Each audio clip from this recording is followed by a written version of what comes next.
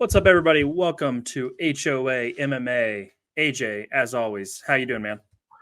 I'm good, bro. In the words of Ned Stark, winter is finally here. It's raining now, so temperatures all dropped.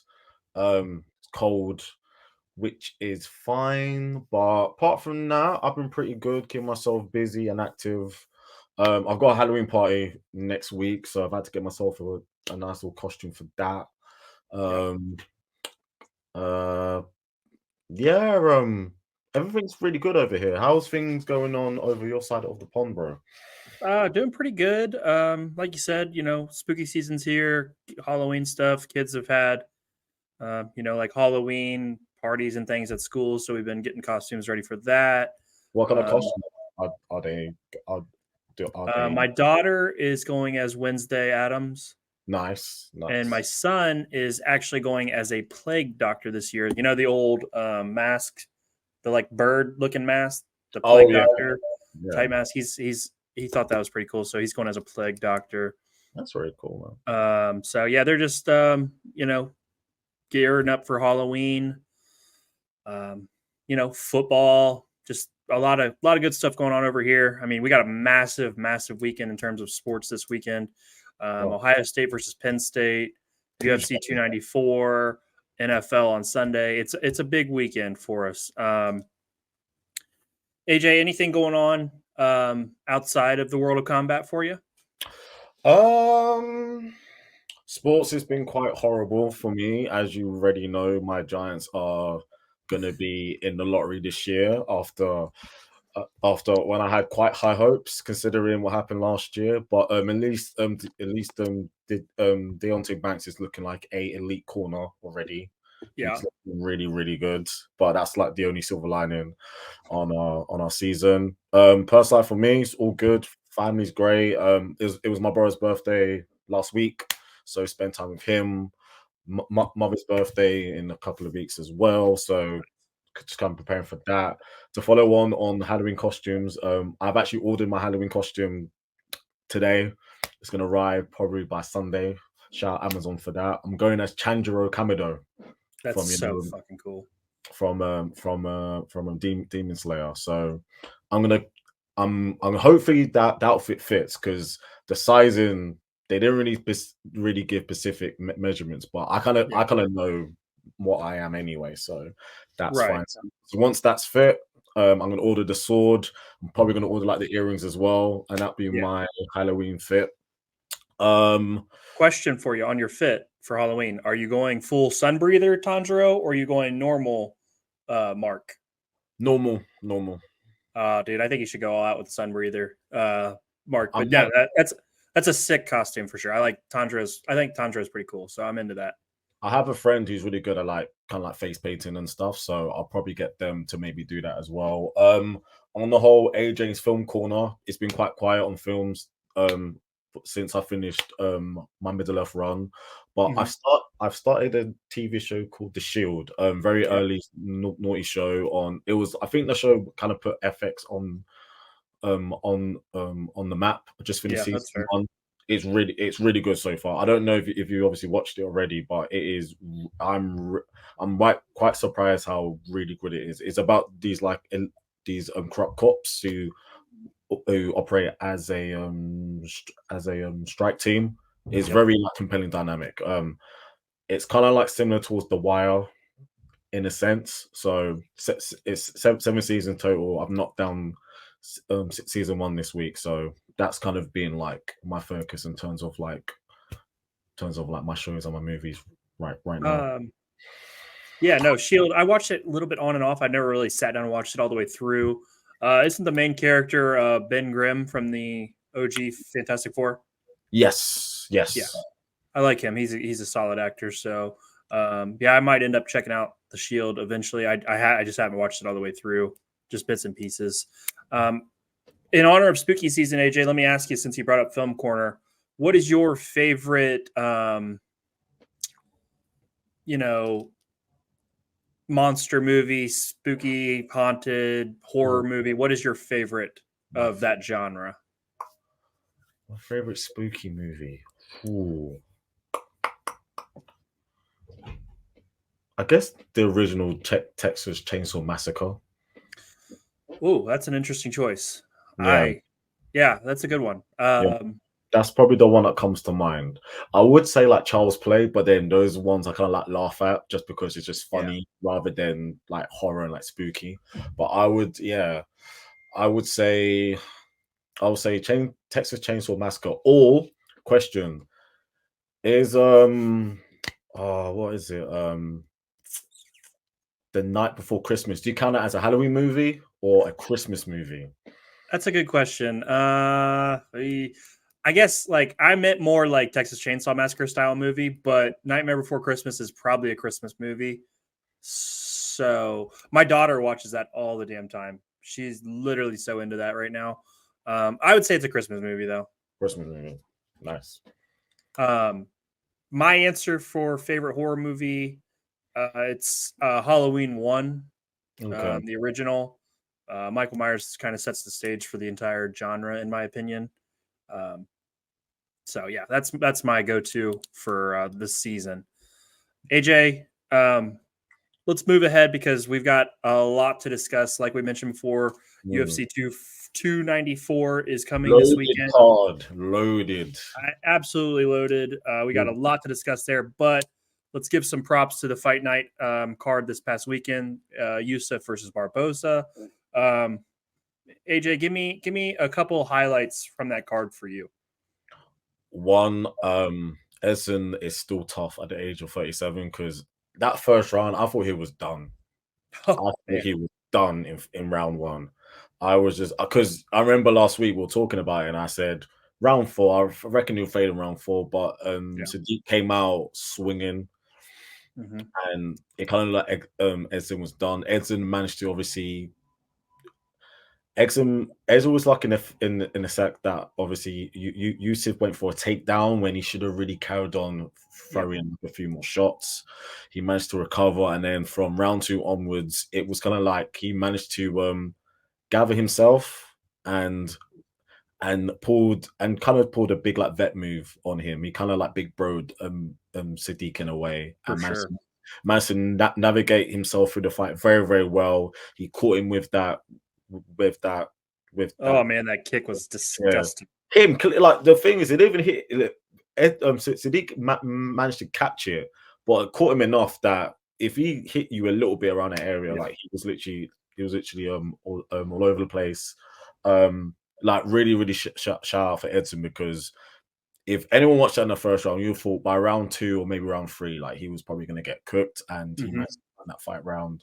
So that's something that really stood out for me. Vivian Arajo proved me wrong. I think you wrong as Yes, well. she definitely proved me wrong too. She looked Proved, good. like she literally just manhandled to Jennifer Meyer, like who is now decided not to renege her contract with the UFC because I think that was her Interesting. last fight on her last fight on her contract. So she looked really good. And if you're gonna fight Jonathan Martinez, check leg kicks or just Oh lick my god, away because he chopped her so alien good. bad.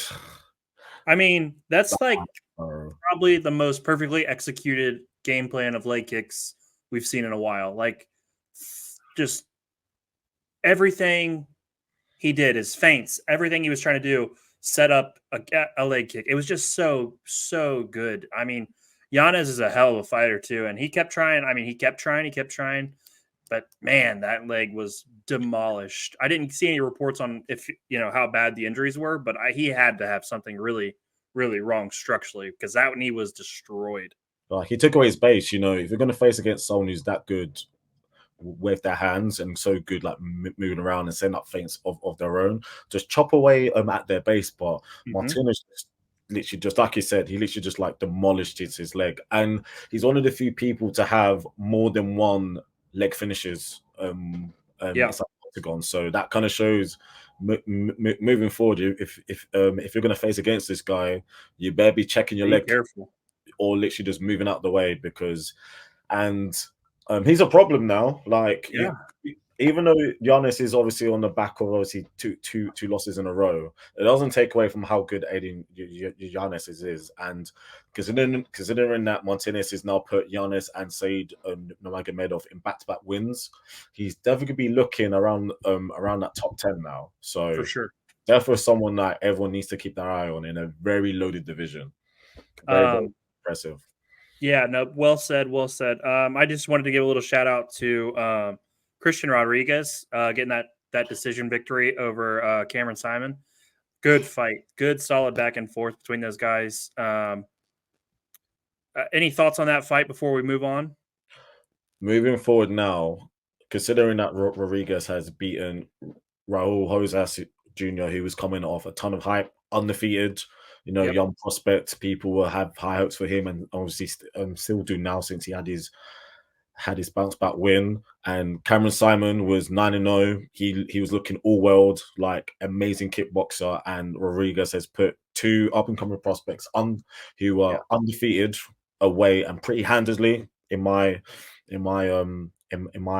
personal opinion. And he's only 25, 26.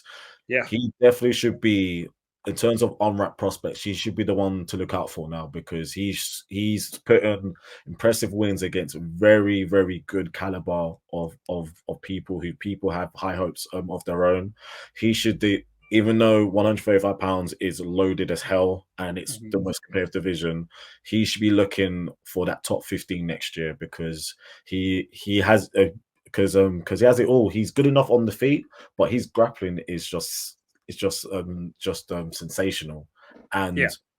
And if you go out there and you beat someone like Cameron Simon like that, you're gonna putting everyone on notice. So he's definitely someone to look out for. And to be honest, this whole main card actually delivered very, very well. But I'll probably say him and Martinez probably had the biggest, most spectacular performances.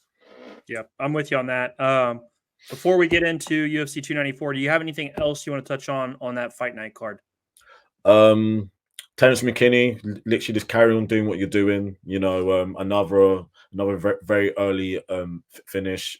It's quite clear that the UFC are trying to build up like his confidence up again after those quite devastating losses he's had recently, especially Yep. the one in January in Brazil when he literally just got like flatlined. Um, It'd be interesting to see when the UFC decide to give him like another chance at kind of stepping up in comp again. Yeah. So, because in the first minute in the first round, he is literally one of the most dangerous fighters out there, because he can just put you away just like that, because he's so fast and he's so he's so dynamic. But it was a good win for him. And Michelle Pereira, he could make noise at 185 pounds. Yeah. Yeah. That's true. He looked Yeah, he looked good. He did exactly what we thought he was going to do though. I mean, he yeah. went out, put him down. I mean, it was very very Michelle Pereira esque, Um AJ, let's not wait any longer, man. Let's get into it. Massive, massive card. The excitement is it's just at an all time high. We get the very very highly anticipated rematch between Islam and Volkanovski. Um, but let's start on the undercard and the prelims. When Bruno Silva is kicking off your show, you got a good show going on, man. What are your thoughts Mm. on that? But I feel really bad for him, because they've given him, even though this guy is making his UFC debut, Mm-hmm. they're giving him a shark. They're giving Bruno Silva a big shark to deal with, because Sharapudin Magomedov is, if you've seen his fights Yep. outside of the UFC, boy, he's dangerous. One, he looks like a Bond villain, because he only has one eye. He has like the glass eye, Yeah. and the big beard, and he's also Mhm. from Dagestan, but he is not a wrestler. This guy is a ferocious kickboxer, and he's dangerous. And considering also that his original opponent was meant to be Derek Brunson, who was before he obviously went over to the PFL. At the time Yep. when he was in the UFC, he was ranked within the top 10. To go out and give someone in their first fight someone ranked within the top 10, that kind of shows how highly, how highly Ducey kind of thinks of him. Reminds me of Yuribakshaw face against Volkan Ozdemir in his first fight, which ironically was over here during COVID. Bruno Silva's good. He's dangerous on the feet. We can know that he can hang with the best of them, as shown against Alex Pereira, but that was a long time ago. He has been put away a few times, and considering someone like Brendan Allen was able to get him out and pieced him up on the feet as good as Brendan Allen is, he isn't on the same caliber in terms of technical skill as Magomedov. This fight is going to be a fun one because this fight can go either way. Magomedov is also undefeated, and I imagine that will probably continue. I feel like he goes out there and makes a statement, and I won't be shocked if he goes out, if he ends up getting pushed very, very fast, very, very quickly, because like I said many times, middleweight just needs some new guys, and he's definitely someone who has a exciting style that will please a lot of people. Okay, well said. Yeah, I just wanted to point that out because that's really, to start off a card with the Bruno Silva, fight is pretty wild. What else on the early prelims caught your eye? Nathaniel Wood against Namoff.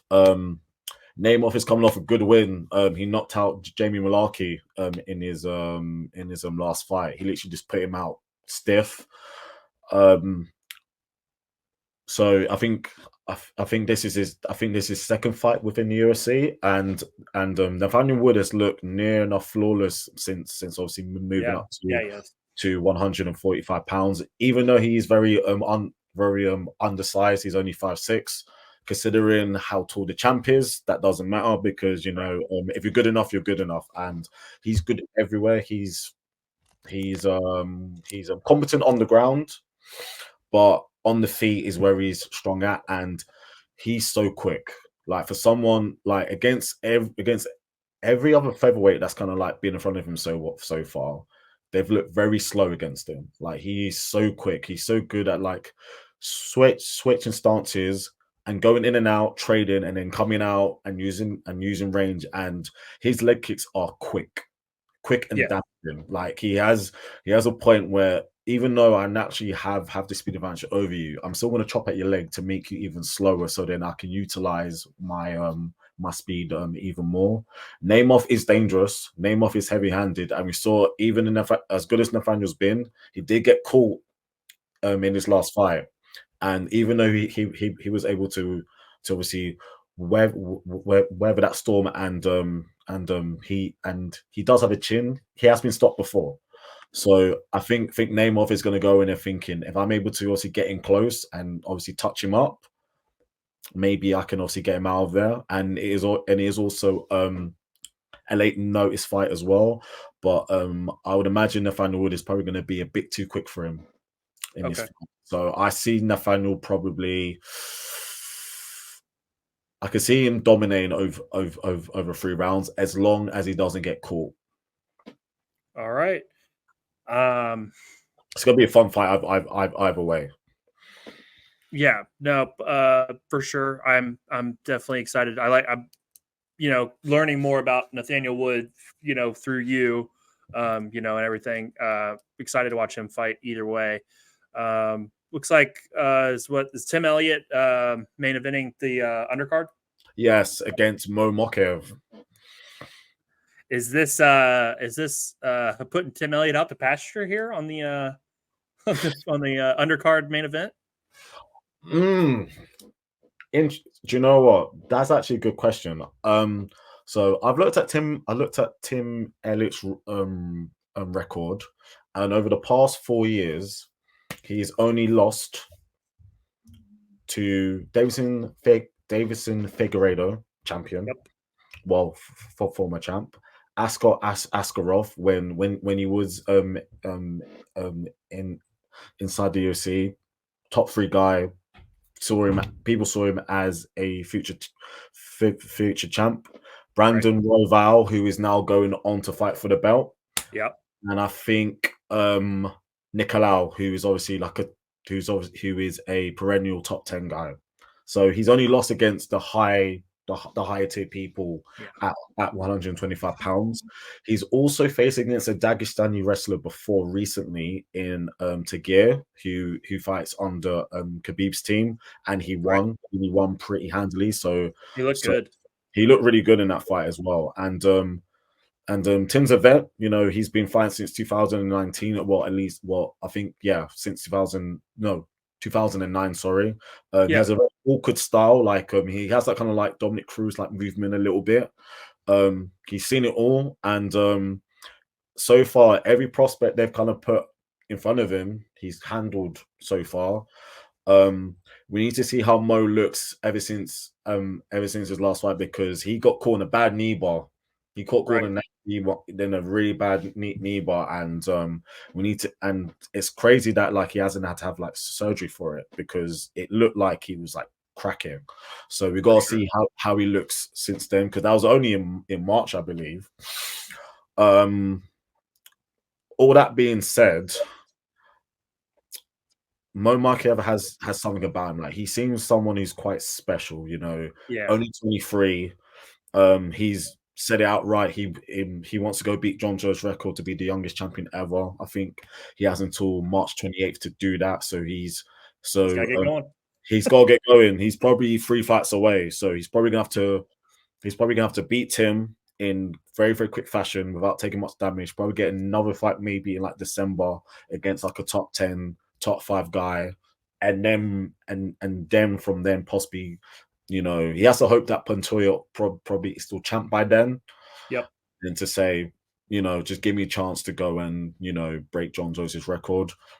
Is going to be against him, but I rate Mo very, very highly. I'm very Yeah. high. He's really good. He's crazy good. Like, even though he can be very reckless, and like he can take risks.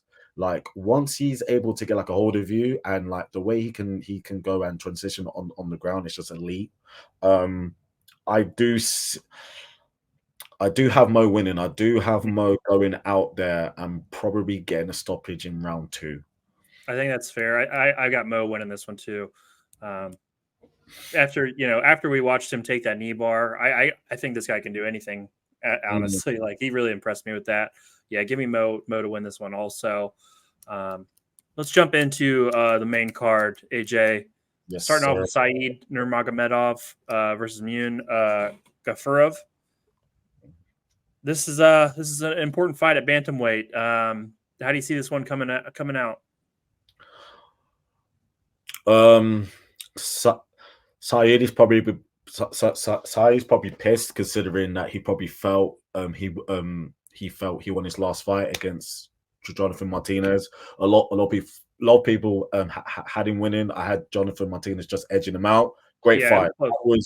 That was probably one of the best fights I've seen in a while. Like, very, very elite competition. Like, all around skills of like MMA across the board.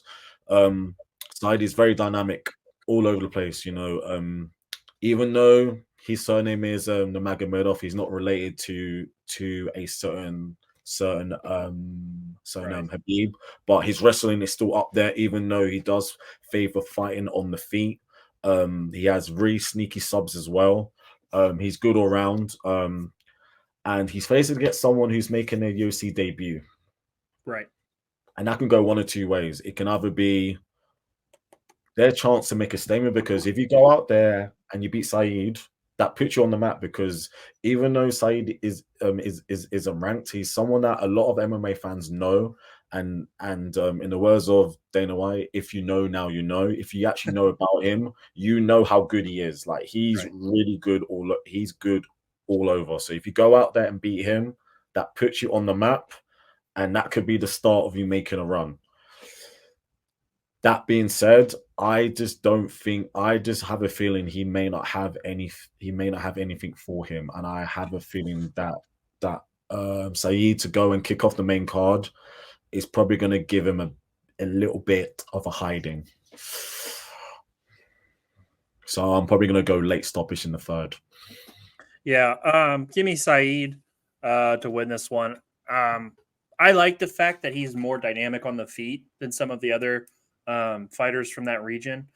I like that. Yeah, so give me Saeed to get the win here. I'm going stoppage in the second. Next fight on here, we got Ikram versus Warley Alves. Big matchup at middleweight. Ikram is a big favorite here. As you should. Are you going? Are you? I assume you're picking Ikram to win. How does he do it? Well, Alves is naturally a welterweight. He's taking this fight on very very late notice because we know originally he Ikram was meant to fight Paulo Costa originally, and then he got switched to Chimaev against Costa, which then he was booked with Imavov. Imavov got hurt, so now. Right. So obviously, Warley Alves is taking this fight on very, very late notice. If anyone knows about Warley Alves, it's probably he was one of the only person apart from Kamaru Usman so far to beat Colby Covington inside the cage. He choked him out a couple of years back. 2015. 2015. So he's very, very good on the ground. He has really good grappling. But that being said, Ikram is a elite level sambo wrestler, like elite sambo. Like he has won world champions. He's been a world champion in sambo. Like that kind of shows how good he is.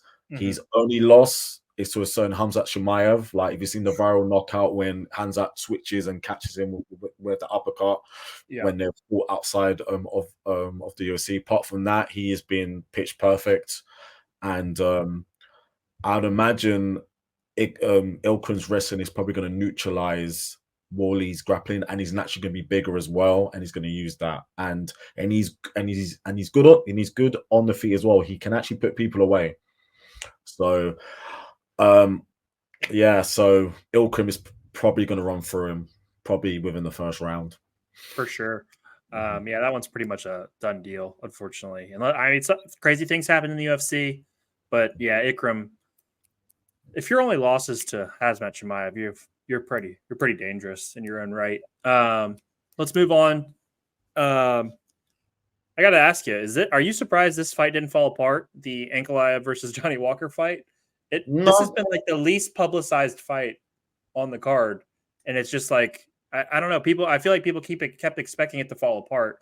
But yeah, we got Magomed Ankalaev versus Johnny Walker in the light heavyweight division. How do you feel about this one? This fight's gone under the radar, and that kind of shows how good this card is. Because this fight's very interesting for me because Johnny Walker has been disciplined as of late. He's been he's kind of cut out all of the Johnny Walker shit, if that kind of makes sense. He's really honed in. He's had some good wins, Smith, Kuntalaba, and Paul Craig. So he's put like a nice little win streak together. But that being said, he's probably facing against, and this might sound crazy, but Ank might still be the best light heavyweight in the world because I don't see any other person within his weight class who has his skill set. He's so great, like all round. I know his fight against Jan left like a very better taste, like around everyone. Yeah. But when he's on, he's fucking good. Like he's elite sambo wrestling. He's good on the feet, and he's low-key dynamic, right? Like he has underrated, like he can go out there and pull something crazy, you know. He can do like the front kick and put someone out, as he's basically done before. He's really good all round. And he's probably gonna fight in with a point to prove because his last fight was basically for the belt in a fight that he probably thought that he won. He won the fight. Yeah, he won the fight. In my personal opinion, he won the fight and he should be champion. And now he's probably 2 or 3 fights behind because we know we've got Pereira against obviously Yuri coming up next. Jamahal Hill is going to come back and you know he's going to fight for the belt. And he has to. He didn't lose it because of anything. He got hurt. Exactly. So he's definitely going to get his title shot. So that puts Ank in a spot where I'm probably going to have to win 2 or 3 more fights on on the spin, depending how the tile pitcher turns out, because we know that the tile pitcher is like a mess up there, and that needs to be cleared up first before any new challenges can really go out and make a claim. But this fight's going to be very, very interesting to see how Johnny Walker approaches it, because Johnny Walker is taller and he also has the range. But can he be disciplined enough in order to keep off Ankalaev's like pressure and hurt him and push him back, in order to stop Ankalaev from like going from obviously level changing? Because we know if Anka is managed to level change and get Johnny Walker down, as solid as Johnny Walker's jiu-jitsu is, he does have the grappling to really contend with Magomedov. I would like to see Walker use leg kicks. Because we saw against Jan chopped up that leg, and there's a reason why when Ank managed to get Jan down, he did not get up. He kind of just like stayed down there. So Jan is laid like a blueprint to kind of like derail Ankalaev. And the fact that this fight is obviously three rounds as well, both guys are probably going to go for it. I feel Johnny Walker's going to make it a bit more interesting than a lot of people may think. But even so, Ank is still going to be a bit too good for him. I think towards the second half of the fight, he's probably going to pull away with it. Okay, I like that. You touched on the fight against Jan. Ankalaev lost a lot when he got that draw. I mean, he really fell down the ladder and got passed over by guys like Alex Pereira. He got passed by Jan himself and a guy that he drew with for the #1 contenders fight. I mean, he lost a lot in that fight. I think he comes out and he's looking to make a statement and get his name right back into the mix. Depending on Hill's recovery from his Achilles and everything, you never know. He could take a little bit extra time. Those Achilles are tough injuries, especially for fighters. He wins this fight decisively, he could be the next guy to fight Yuri or Alex, possibly. So there's a lot on this fight, but I've got Ankalaev. I got him winning by unanimous decision. Next, we get into a fight that, kind of a dream scenario, really. Kamaru Usman versus Khamzat Chimaev. The winner of this fight goes on to fight for the middleweight title. AJ, before we really get into this fight, I wanted to talk about the middleweights a little bit. Izzy has come out and said he's taking some time away from fighting, which I respect. A guy who's been going as hard as he's gone for as long as he's gone now deserves some time away. I think it's interesting that Dricus du Plessis got passed over for a title shot and then isn't involved in a #1 contenders match. So give me your thoughts on the status of the middleweight division and where it's going from here. Firstly, on Izzy, prior to losing the belt in Sydney, since he won the belt the first time in 2019, yeah, 2019, I believe it was. Yes, I think it was. The most active champion that we've probably ever seen. Like he would fight every 4 months on average, like,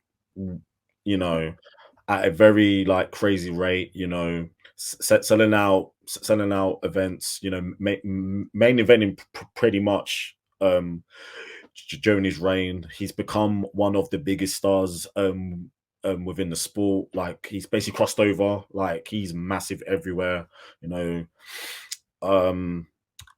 and losing that fight in the way he did, and considering also what came out afterwards, when a couple of weeks before the fight, he was obviously drink driving, and he obviously got stopped for that.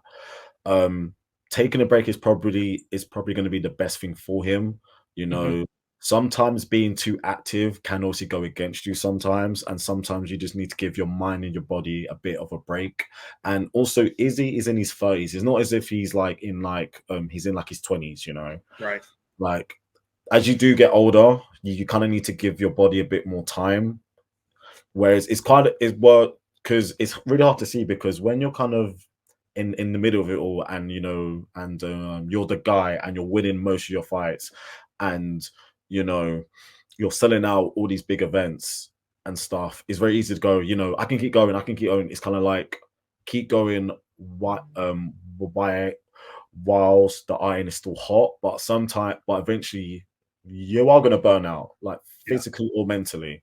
And it's good on him to say, okay, instead of me trying to get back out there, he said there is something that isn't right, and it's probably more up here than it is like physically with him. So Yeah. him just taking some time to kind of like refocus and regroup will do him a lot better moving forward. And to follow on with Dricus Duplessis, I'll be pissed if I was him.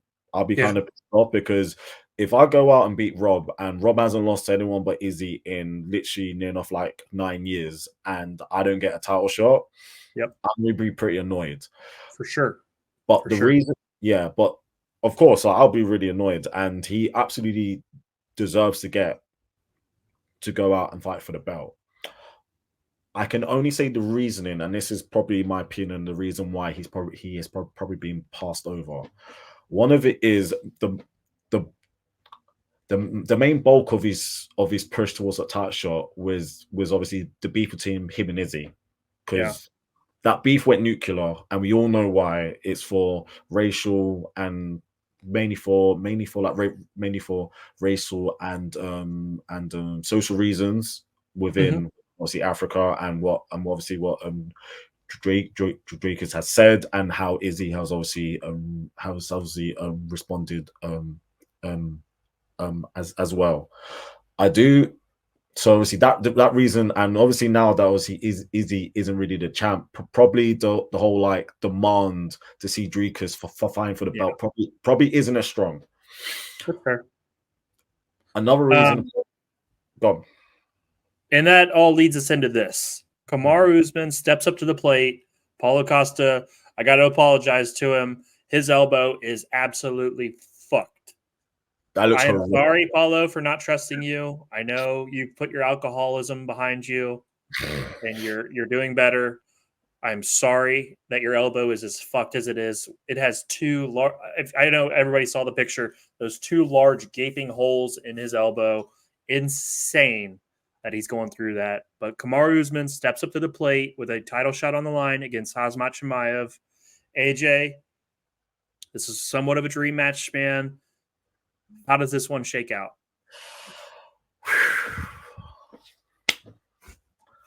I'm torn about this one. I'm really torn about this one. How does Usman look at 185 pounds for one, coming off very late notice? Yep. It's probably a good thing this fight is over three rounds, because even though we know that Usman does have like a good gas tank, it's Mhm. probably not going to be in the best conditioning as he would like, which is Probably. probably over 3 rounds. Probably gives him enough, even if it's at like 80%, for him to kind of like be able to get through 3 rounds without really getting tired. Um, and there's a lot of questions about Hamza, because this is easily his most toughest opponent so far, by far. Yeah. Um, he does have a lot to prove after what happened last year with the whole Nate Diaz fiasco, when it came to him like missing weight, Yeah. and Jesus. yeah, which was just an absolute mess, just like a shit show, like across the board. And he has also switched teams, so he's now left Sweden, and he's left his team there, and he's got a brand new coaching team, and he's now based in UAE. And it's kind of seemed like everything's kind of built around him, Yep. and you would kind of hope that whoever his new coach is in charge, and he doesn't have a yes man around him, Yeah, for because sure. if he does, that to me could be a potential problem, because when it comes to the team, the coach should be the head. Hmm. No matter no matter how no matter how great the fire is, the Yep. coach should be the head. You know, we've seen it many times. We've seen it with obviously GSP. Takamura. Depot. Nakamura, Ipo, John Jones, even. Yeah, like every great fighter, most has a great coach. For sure, yes, of course. This is gonna because we're gonna find out how good Hamzat is. Like kind of like period. All this hype over the past 3 years, we're gonna find out how good he is because good luck trying to go out and taking down Usman because Usman has only been taken down by one guy within the UFC. One guy within the UFC. Yeah. Leon, and that was. And I think Leon was surprised he took him down too. And that was also at very high altitude over in Denver as well. Chimaev is going to come up guns blazing as he always is. He's got to be careful because we saw against Gilbert. If he isn't able to get you out of there, and the other guy is able to start able to touch you up a bit, he can get in trouble. Usman has a really good jab. I feel like the wrestling is going to cancel each other out somewhat, and most of the fight is going to be on the feet. Chimaev also has crazy power whenever he fights at middleweight. Like he can put anyone out. I have a feeling that Hamzat is going to answer the call. I just have a feeling he's going to answer the call. Round two. I think that's a fair assessment. I think this would be a lot more interesting if we gave Kamar a full camp. And if this fight was going down at 170. Well, you may not remember, but in his actual wrestling days, he did wrestle at this higher weight. So this isn't foreign to him in terms of fighting guys that are a little bit bigger physically. But he's dealing with an animal, and it's short notice. I'm sure he's a guy who's always in shape, but it's just a different kind of shape to go in there with somebody who's as talented as Khamzat Chimaev. I think your assessment's fair. I think Usman's talented enough to drag this out to a decision. So I'm going to go with the decision on this one. And I think Chimaev beats him on points. Okay. I'm really excited to see how Chimaev deals with somebody who's as good and savvy and experienced as Usman. Like you said, this is his most important fight. This is his biggest fight. We saw him beat Gilbert Burns. We saw him beat some really other talented guys, but Usman's the best that he's fought, and I'm pretty excited to see how this one goes down. Let's get into the one that everybody's buying the tickets for. Islam Makhachev versus Alexander Volkanovski 2. It is short notice for Volk, but in my mind, Volk probably is preparing for Islam at all times. I think this is like his great triumph if he can beat Islam. This puts him into rarefied air if he can win this fight. I think you're talking top 5 all time if he can beat Islam. I mean, I would have to have a think about that. I would have a strong think about that. If you beat Islam on short notice in Abu Dhabi, you're two belt champion at 2 of the most competitive weights in UFC. I think there's a lot of factors that could put him right into that conversation of top 5 all time if he's able to get this done. It's a very, very important fight. Okay. I think he sparks him in round 2 and gets him out. Volk by TKO. Wow. I'm all in. You're all in. You put all the chips in. I'm going all in. Pushing them all to the table. Oh. First of all, whoever wins this fight is the best fighter in the world. Period. John Jones is literally the greatest of all time, but the pound for pound rankings is fluid and it's based on recent activity. Like it's basically ever changing. Yep.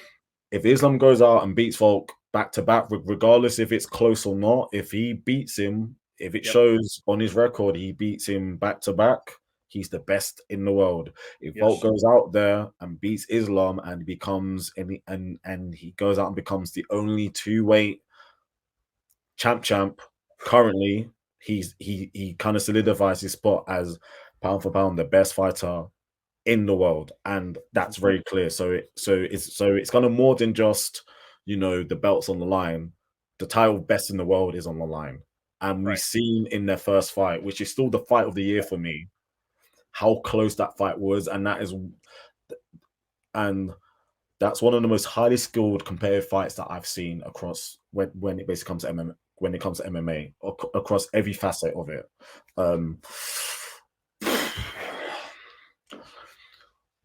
I do agree with in the sense that he's probably preparing for Islam at all times, but I feel as good as his cardio is, he's probably gonna not be in the optimum fighting shape as he would ideally was if he was under like a full camp. Mm-hmm. And I feel that kind of resonates with how he's been talking, because he's saying now, okay, I don't want to talk about the judges. I want to go out there and put him out. Right. And even Islam has said that. I think one of his interviews, he said, you know, and he's mentioned about Charles is like, well, you know, I've already gone out and beat Charles, you know, but he was asking the person interviewing, what do you think about the fight against Volk? You thought it was close. And he said, yeah. So he said, that's why I was happy to take this fight. I want to go out there and prove that I can actually get him out of there. Yeah.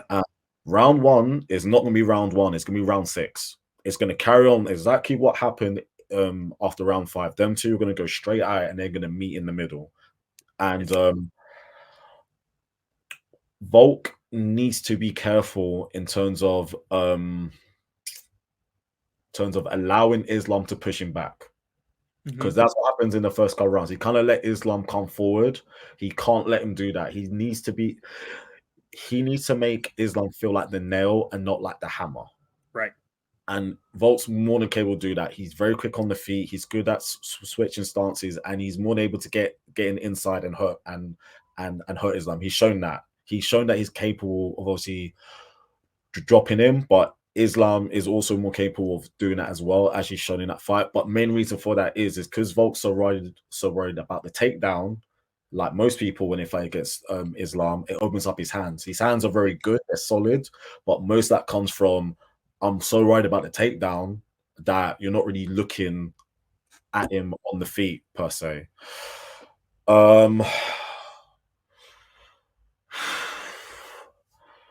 This is going to, boy, it's tough.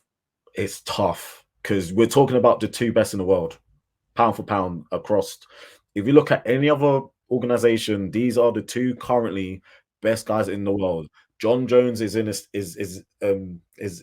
tier by himself, but that's because of how he's ranked all time. Actively, right now, these two are the best in the world.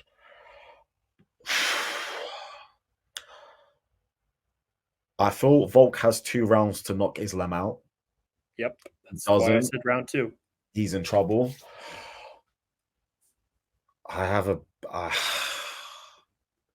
got a feeling that Islam is going to choke him to sleep in round 3. Oh, God, I hope not. But I understand. Yeah, I understand. I've just got a feeling because he's that, and also Volk is going against history because he's 35. No one over the age of 35 has ever won or defended a belt, and he's just done 35 recently. How old's John Jones? Is he gonna break that when he fights Stipe? I think so. Yeah, I think so. Yeah, no, that's fine. I thought he was close, but yeah, you're good. Keep going. Yeah, no, it's history. This is history. Like, this is history right here. UFC 294, Islam versus Volk. History could be made. This fight right here is why we love the sport. Yes. Yes. Fights like this is why we love the sport so much, because it can go either way and there's so much on the line. So much on the line. I can't wait. I just can't wait. I just can't wait to see what happens when literally round 6 starts and we just see them go at it, because there ain't going to be no failing that process this time or allowing one person to kind of get ahead. Both of them are going to go for it. I think it just has all the makings of someone getting stopped. I mean, you think about it. Islam's heard all this talk about how he barely scraped by against a guy who's smaller than him, and now this guy's showing up again on short notice. He's got to make it definitive in his mind. Like I like that. I like the fact that he thinks he's got to make it definitive. And then Volk, he knows he's coming in on a little bit short gas. He wants to put him out. I like that you said the way you said it, 2 rounds to knock him out. Hypothetical, if Volk wins this, is this the main event of UFC 300? The trilogy? No, because the UFC wants to make as much money as possible, and they are definitely going to have the Irishman headlining. If you're talking about in terms from a fighter point of view, yes. Yeah. But we know they're in the business to make money, and no other guy could generate as much noise and as much and as much revenue on such a marquee event than Conor. And that's the only reason why I say that.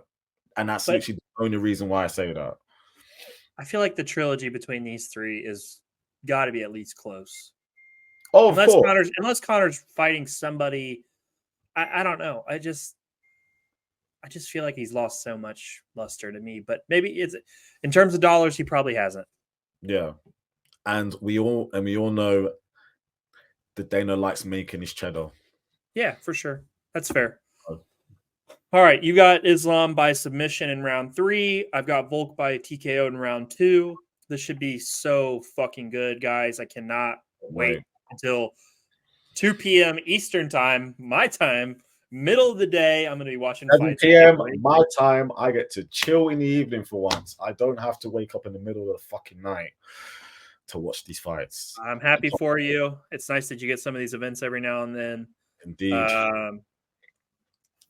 AJ, that's our coverage, man, of the UFC 294. Do you got anything else before we get out of here today? Nothing else for me, man. Probably just a few bits outside of combat sports, outside of MMA. Tim Tszyu defended his belt in boxing. Very, very dominant win. Very impressive.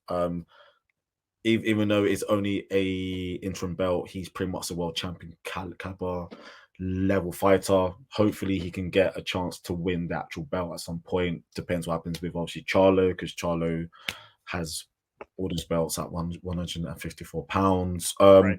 Apart from that, probably. Actually, no, we still got next week, so we can talk about a few more Halloween themed stuff then. But for sure, apart from me, I'm out. But I just want to say thank you for everyone for obviously tuning in, just building up our numbers. We appreciate you so much. We are me and Doug are in it for the long haul, man. We're definitely going to grow and kind of give you lot the best content that we can do, man. So just keep tuning in every week because we love it, and I hope that you guys like it just as much.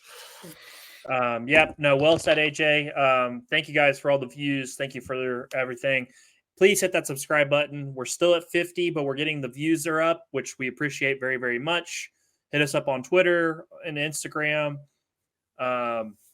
Again, like AJ said, this is a long haul project for us. We're going to be here next year and the year after that. We're going to keep doing this thing, keep building it, and keep getting our brand out there. AJ, it's been a pleasure, man. Can't wait to talk fights with you next week. This is HOA MMA out.